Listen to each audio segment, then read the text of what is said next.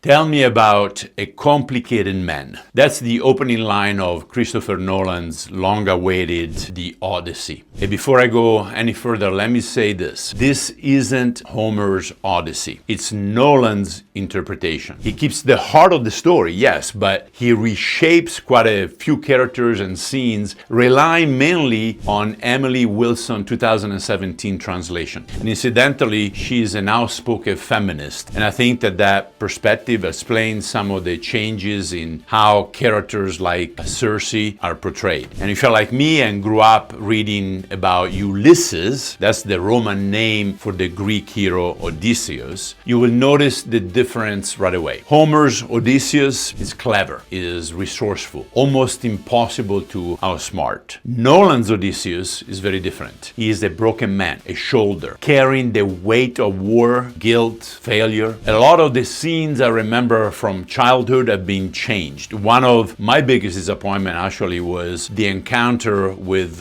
Polyphemus, the one-eyed giant. Remember when Odysseus tells him, "My name is nobody," and then the Cyclops shouts, "Nobody blinded me." I think it's one of the greatest wordplays in all of literature, and it's gone. And Circe, the seductive sorceress, is portrayed more as a victim of violence and rape. And finally, there is the ending. Spoiler alert, watch out. Instead of reclaiming his throne and restoring peace to Ithaca, Nolan gives us a wounded king who sails away with Penelope, who knows where, almost as if to say that some wounds never really heal. And I don't want to make this a movie review, but I wanted to reflect on some quotes that caught my attention. The first one comes in a conversation between Odysseus and the goddess Athena. Odysseus says, "The power of sacrifice is in the cost to the one making it." Boom. Immediately my mind went to John 3:16. "For God so loved the world that he gave his one and only son." Now, I'm not advocating that human sacrifices made to appease the wrath of the gods were right, but I'm asking myself, and all of you, what is following Christ costing you? Is it just a few dollars drop in the offering plate on a Sunday morning?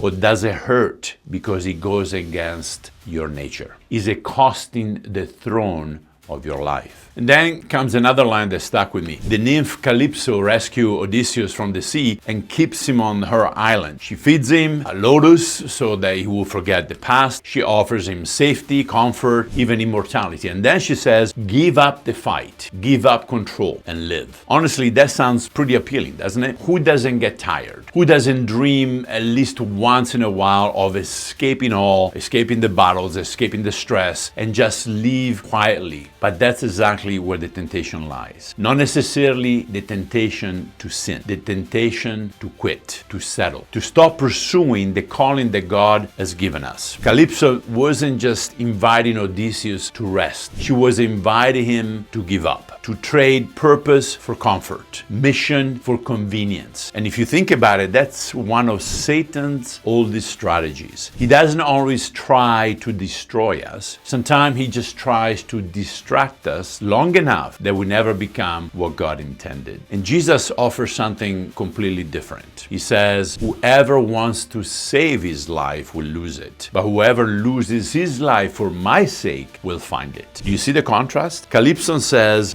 "Give up and you will live." Jesus says, "Surrender and then you will really live." One avoids sacrifice, the other embraces it. And finally, there is one last very powerful scene that I wanted to highlight. Odysseus, disguised as a beggar, meets his faithful servant Eumaeus and tells him the king is alive and he's coming back. And Eumaeus asks, "Will he bring vengeance?" And Odysseus answers, "He will bring back all of it." And I love that line. Not just full of vengeance, but also justice, restoration, peace, everything that has been stolen. And I couldn't help thinking of another king. Jesus also left. Jesus also promised that he will return. But when he comes back, he won't simply punish evil. He will restore everything that sin has broken. Peter calls it the restoration of all things in Acts 3:21. And John in Revelation says that there will be no more tears, no more death, no more mourning, because God will make all things new. And that's our hope as Christians. Not simply escaping this world, not just hanging on until we get to heaven, but waiting for the rightful king to return and restore his kingdom. And maybe that's why the Odyssey has survived for nearly 3,000 years, because deep inside every one of us, there is a longing to go home,